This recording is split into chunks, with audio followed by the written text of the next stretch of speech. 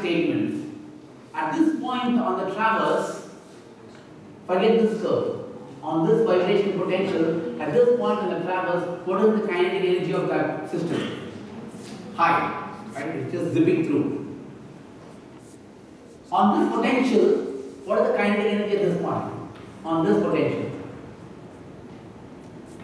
If I am sitting on the potential, what should be the kinetic energy?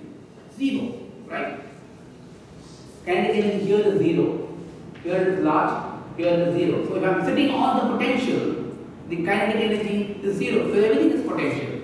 So in other words, when this molecule goes back and forth, at this point on this level, the kinetic energy is very large.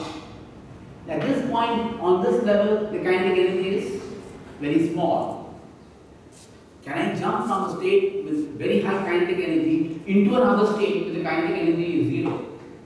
Frank's statement, which was ridiculed because it was quantum mechanically not sound, actually is quite good. It tells you that we can't make the jump, because making the jump would actually violate a very fundamental principle that you can't change the kinetic energy abruptly.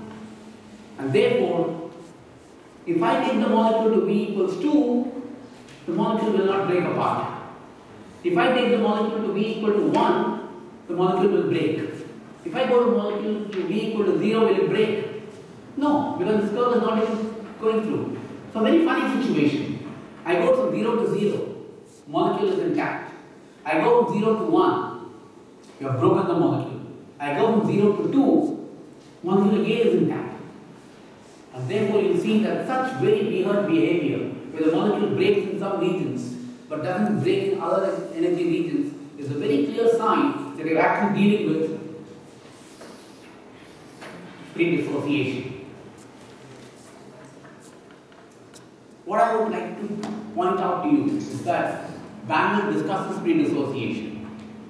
But unfortunately, I think the explanation he has given is all wrong.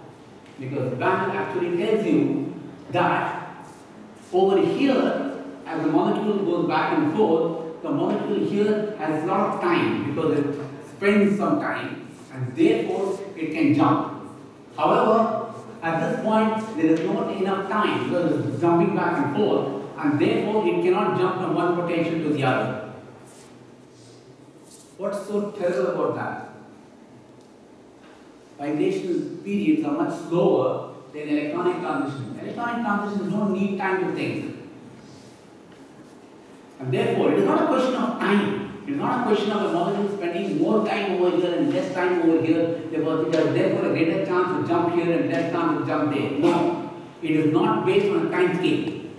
How much time it spends. What is really important is the fact that at this point there is no change in the kinetic energy when it jumps from this potential to this potential. Because at both points here, this vibration has all potential, no kinetic.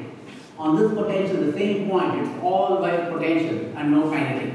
And therefore, this point actually represents a point on both potentials in which the kinetic energy is 0. And therefore, there is no problem. However, this point, on one potential, the kinetic energy is very large, and the other potential, the kinetic energy is actually very, very small, 0. And therefore, at that point, you really can't make a jump from one state to the other state. And that's the reason why pre-dissociation will not occur at this point. It will occur only under these conditions. Where do you think the pre-dissociation can occur? Well, of course, it can occur over here, but that's not pre-dissociation. Because if I go up here, it's already broken anyway. Therefore, there's no big deal about pre-dissociation under those conditions. The interesting question of pre-dissociation comes over here. I think I haven't given enough energy to the molecule to break. But the molecule seems to be breaking.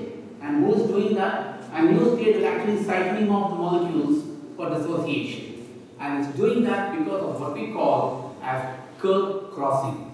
There are two curves that are crossed at this point, and therefore that is what is actually prompting the molecule to make a jump from one state to the other. And when it jumps from the bound state to the repulsive state, it's broken, it's dissociated. And that's basically the whole idea of pre-dissociation. I think the past 6, so I will stop over here. We will not have a class on Monday, right? But we have a class on Tuesday. I think the most spontaneous class I've ever got in my life.